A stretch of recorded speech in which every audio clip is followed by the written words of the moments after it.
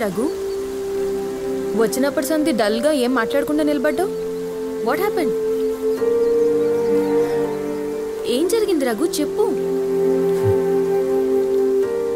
Life is a beautiful journey అంట, కానీ నాకు మాత్రం బ్యూటీ మిస్ అయ్యి జర్నీ మాత్రం పోతుంది.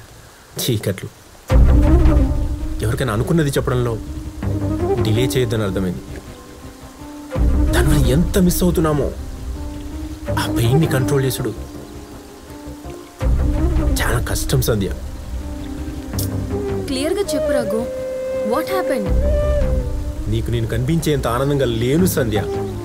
కనిపించే రఘు నటన, కనపడని రఘు నిజం. ఏంది? నేను నా లైఫ్లో 2 తప్పులు చేశాను. ఎంతగానో ప్రేమించిన నీకు నా ప్రేమ విషయం చెప్పకపోవడం, అమ్మ నాన్నల మాట విని పెళ్లి చేసుకోవడం. నేను అనుకున్న జీవితం నాకు దొరకలేదు. నేను అనుకున్న జీవితం నా లైఫ్లోకి వచ్చి నా జీవితాన్ని నాశనం చేసింది. అవును సంధ్య, నిజం. నువ్వంటే నాకు చెప్పలేని పిచ్చి ప్రేమ. అది చెప్దామనుకునే లోపు నువ్వు కాలేజ్ మానేసావు. నీకోసం చాలా ఎతికినా, ఇంతంత కూడా క్లూ దొరకలే. మస్తు వెయిట్ చేసిన, కనిపిస్తే ఉన్నాడు, కానీ కాలే. చివరకు మా వాళ్ళ కోసం పెళ్లి చేసుకున్నా. ఇంకా నా వైఫ్ అది మనిషి కాదు, రాక్షసి. అది ఏ రోజు ఆడదాల్లా ప్రవర్తించలేదు. ప్రతిదీ అనుమానం, గొడవలు. మా అమ్మ నాన్నలు కూడా మానసికంగా మస్తు బాధ పెట్టింది. వాళ్ళు నన్ను నిడిచిపోయిండ్రు. నాకు ఏ రోజు సుఖం లేదు సంధ్య. అమ్మ నాన్నల కోసం చస్తూ బతుకుతున్నా. సమాజం కోసం నవ్వుతూ నటిస్తున్నా. అది ఎప్పుడు ఎలా ఉంటుందో కూడా తెలియదు సంధ్య.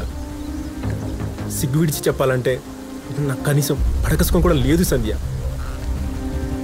కనీసం ఈ మధ్య ఇలాగైనా ఉంటున్నానంటే కేవలం నీ వల్లే. నిన్ను చూడగానే నాలో చిన్న ఆనందం మొదలైంది. నిజంగా సంధ్య, నువ్వు కనపడకపోయింటే చచ్చిపోయేవాన్నేమో సంధ్య. డోంట్ క్రై రఘు, ప్లీజ్ ఊరుకో. It's okay. Because of you, I'm still alive.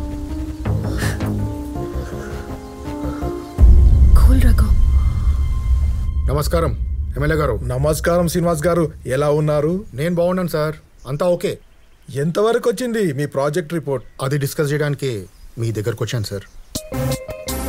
ఇదిగోండి సార్. ఇది